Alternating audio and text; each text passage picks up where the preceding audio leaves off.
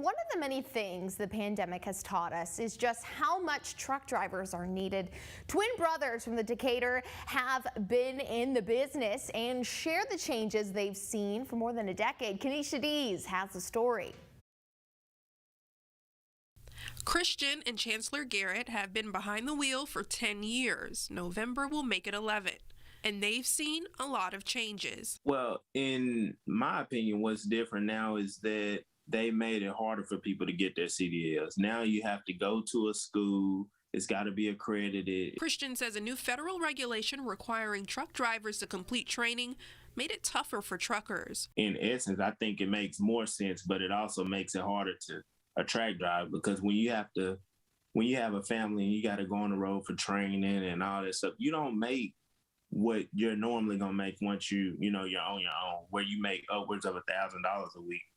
In training, you may make $400 to $600. His twin brother Chancellor says the cost of diesel is especially hard for truck owners and operators. As company drivers for Walmart, we don't have to foot that bill anymore. When we were owner operators, we did have to pay for that. Chancellor says high-priced diesel started before now. I remember at the tail end of the Bush administration and the beginning of Obama's, diesel was, it got up pretty high at that point too.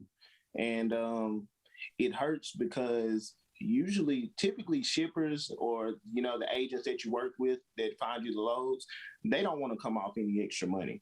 But Chancellor believes trucking goes deeper than the cost of diesel. Trucking constantly changes that hurts the driver.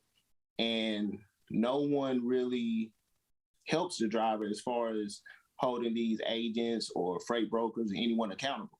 So they can leave their rates the same. Diesel goes up, rates still stay the same. One thing with trucking is a lifestyle. It's not just a job. It's not for the faint of heart. It's a lot that comes with it. In Huntsville, Kenesha Dees, Fox 54 News.